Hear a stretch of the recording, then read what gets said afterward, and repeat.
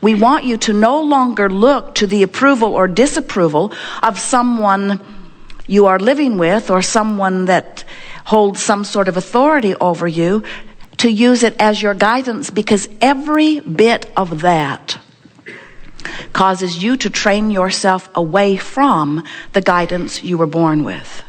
And in all of it, it diminishes your power of your now. As we visit with most humans, you are more likely to pick up a book that was written, you don't even know how many thousands of years ago, that has been regurgitated, and we're not talking about one book, there are many of them, that have been regurgitated by the next civilization and the next and the next and the next and the next and the next.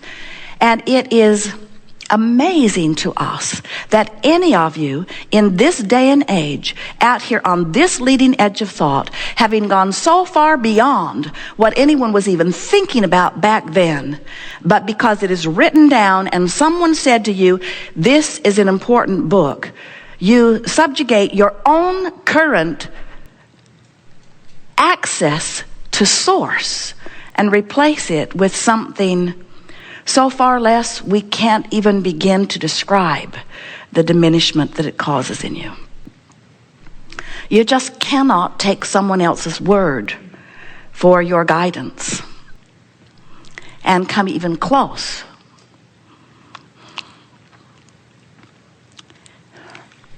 to experiencing the true fulfillment that is available to you.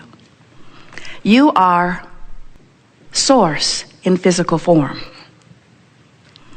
And yet, you don't know it. You're not proud of your power and your uniqueness and your beingness. You're not confident in your statement of your own desire. You question if your desire is appropriate, and you doubt even when you are bold enough to identify a desire. You question your ability to get it. You have let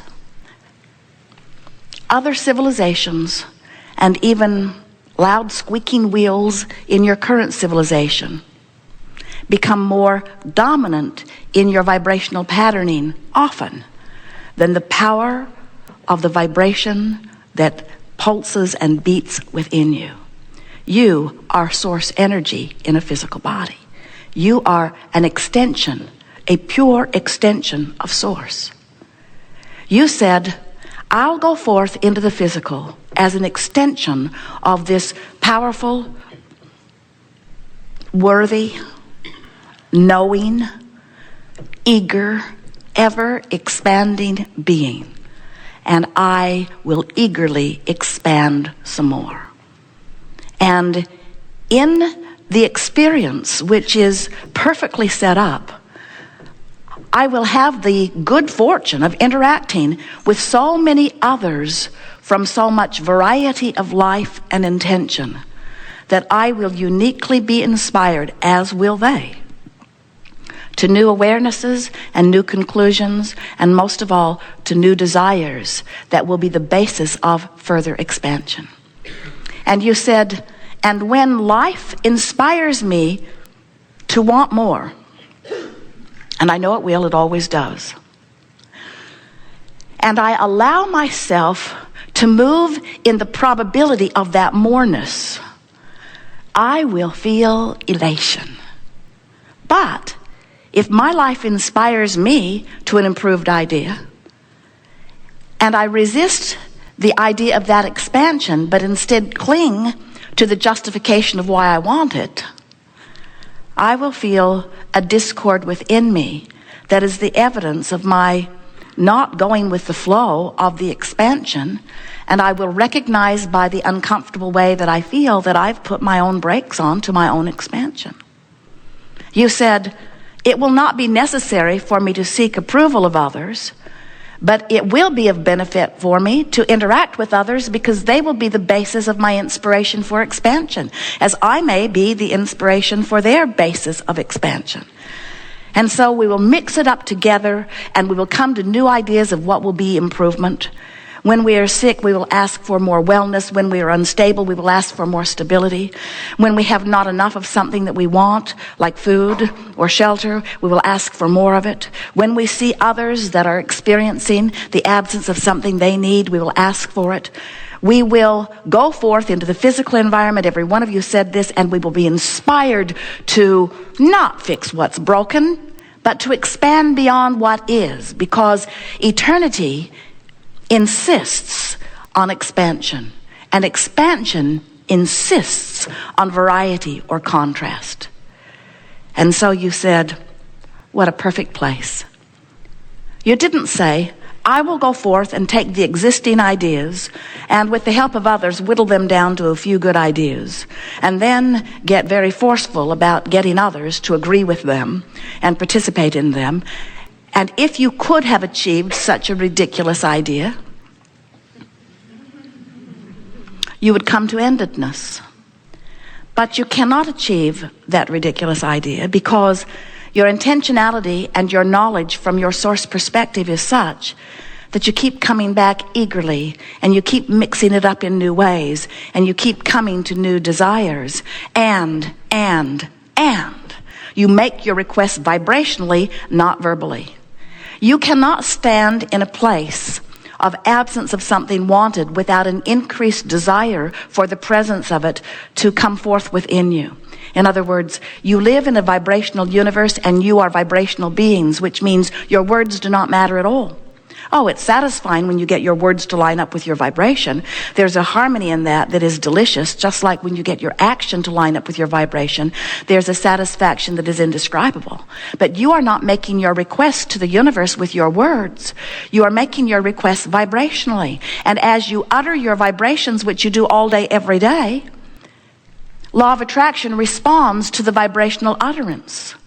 The thing that most people still don't realize, even though we've been speaking it rather deliberately and loudly for a while, is that the vibrational offering that comes forth from you is not only the vibration of you right here in this minute as you're observing whatever you're observing.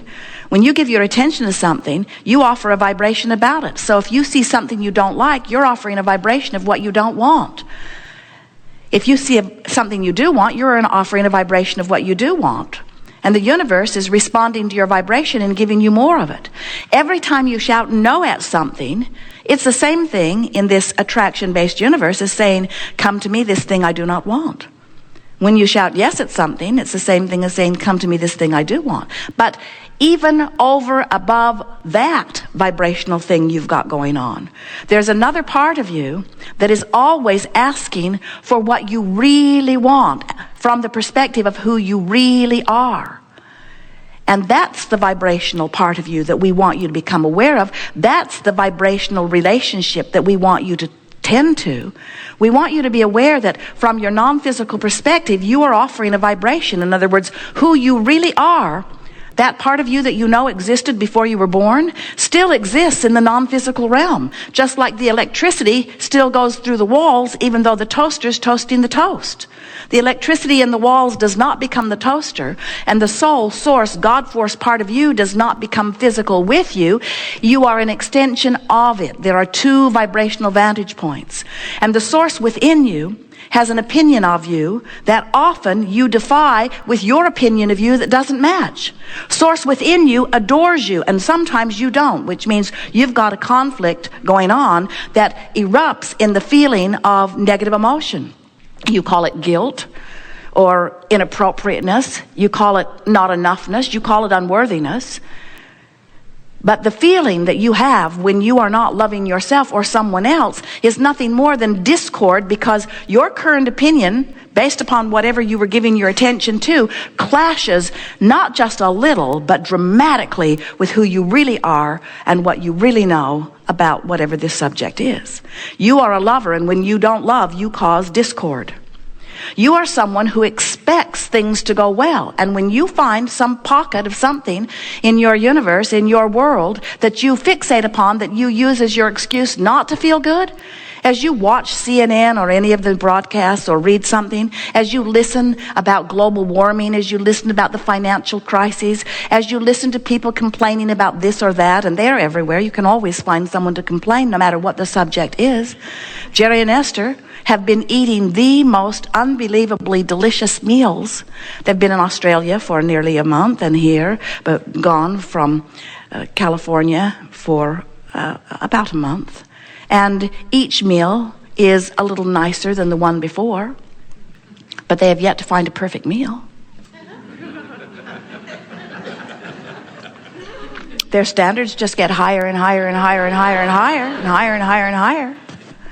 In other words, you can always find something to praise, and you can always find something that could be better than what you currently have. And it is just the inborn, natural God force seeking of never-ending, everlasting expansion that is at the heart of that. There is nothing in the world wrong and everything in the universe right with reaching for an improvement and improvement and improvement. But what goes wrong for you is after you reach for the improvement, you have to train yourself into expectation of it. You cannot continue to focus upon the absence of the improvement that you are seeking by focusing upon the very inspiration for the improvement. Did you hear that?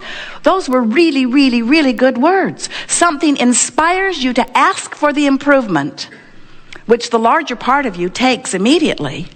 But then so often you keep looking at whatever went wrong, which was your inspiration to ask for the improvement, and you use it as your reason not to be a vibrational match to the improvement.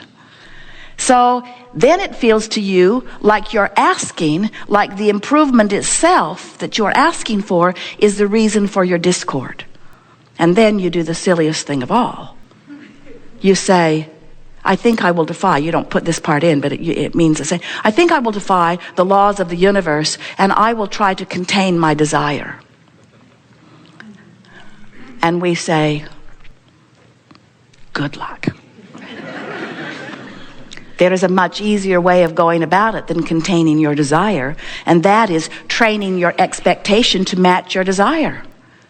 And you say, oh, but I'm surrounded by so many who don't think I can do that. And we say, and you're listening to them because? Well, the real answer is because they're on the same lackful wavelength that I am, and it's easier to hear them sometimes. It's easier to hear what I don't want sometimes than to hear what I do want. But what we want this Art of Allowing gathering to help you to accomplish, we want it to help you to tune to the frequency of who you really are, so that the thing that feels odd to you is the thing that doesn't feel good, so that what feels odd is discomfort, so that what feels odd is not getting what you want, so what feels odd is not remembering who you are. We want you to recognize that while you are here in these magnificent bodies, it is a very brief period of time that you are here in this body. The whole of you, the eternalness of you, is so vast we cannot find a way to describe it in terms that are meaningful to you. You are so long-lived and so wise and so expanded, and yet still reaching for improvement. That's why you're here. Sometimes you say, oh, it'll be nice to die. Jerry and Esther had a friend who said, you can rest in heaven, honey. And Esther thought, I don't think it's really like that. I don't think that we'll be looking for rest. We look for rest from our place of weariness. But alignment and connection never brings weariness. And when there is no weariness, instead there is enthusiasm. And in enthusiasm, you're not looking for rest. You're looking for something to be interested about. That's who you really are, you see. And so we just want to remind you that there is nothing more delicious than to be physically focused as you are, out here on the leading edge as you are, and connected to the stream of continuity of who you really are, embracing a moment with the fullness of who you really are flowing through you. To see the world through the eyes of Source, to focus upon your friends through the eyes of Source, to do your work while connected to Source, to be who you are from your realization of Source, source, to walk this planet as one who knows who you are, to feel the fullness of who you are, to interact with each other knowing who you are, and to find new ideas of expansion from your place of knowing without exception that you can be or do or have anything.